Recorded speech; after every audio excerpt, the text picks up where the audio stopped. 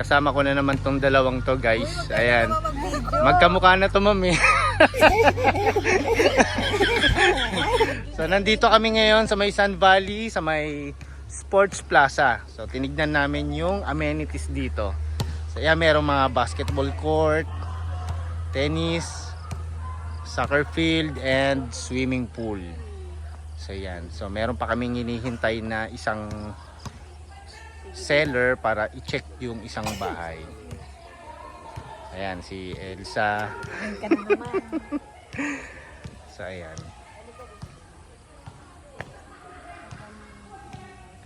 So ang ganda rito ng amenities. Kung kukuha kayo ng property dito sa may Sun Valley, guys. So ito yung isa sa mga amenities. Ayan, oh, 'di ba? Magkamukha na sila. Ayan, magkamukha na sila, oh.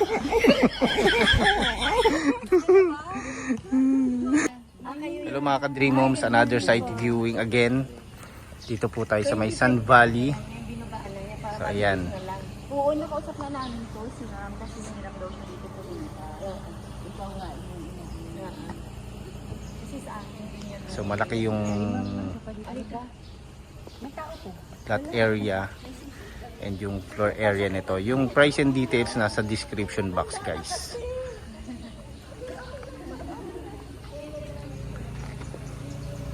So yeah.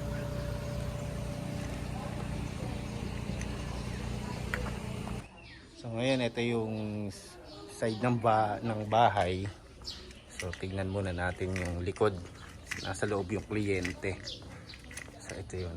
Ito yung backyard niya. So ang laki rin, spacious. So ayan. So resale to mga ka-Dream Homes, ah. Hindi siya brand new. So natirhan na rin to ng matagal. And then dito sa kabilang side. So ito yan. So meron siyang maid's room. So ito yung car garage niya. Kasya dito kahit mga 3 sasakyan. Naka-tandem. Yung frontage. So cut muna ulit natin. Nasa baba pa rin sila. So ito yung main door. Pasok na tayo sa loob. So ito yung living area, dining area, and ito yung kitchen area. So ito siya. And merong door. Access yan sa may backyard. Pag nabenta to, sir, kasama na yung mga gamit. Itong lamesa kasama. Pero yung iba kukunin din nila. Hindi ko alam, sila nag-usap. Si Ma'am Bergie. So ito yung access din. May sliding door, access sa may backyard. So ayan. Ito yung toilet and bath niya. Powder room. Okay, ayan. This is the powder room.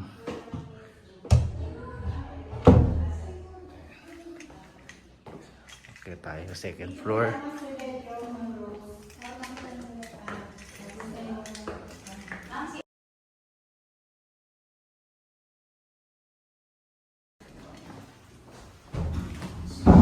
Ngayon, nandito tayo sa may second floor. And ito yung bedroom number 1. And then meron siyang sariling toilet and bath. So nakasarado. So check natin yung bedroom number 2.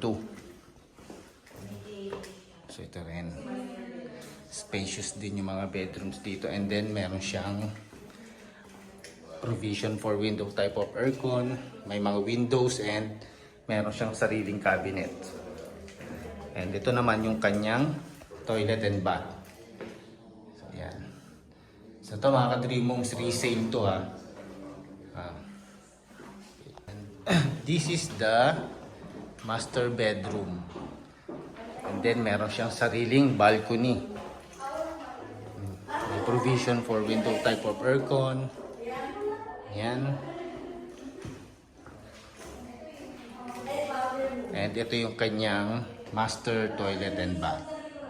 Meron siyang cabinets dito, walk-in closet, and meron siyang big mirror. Ayan.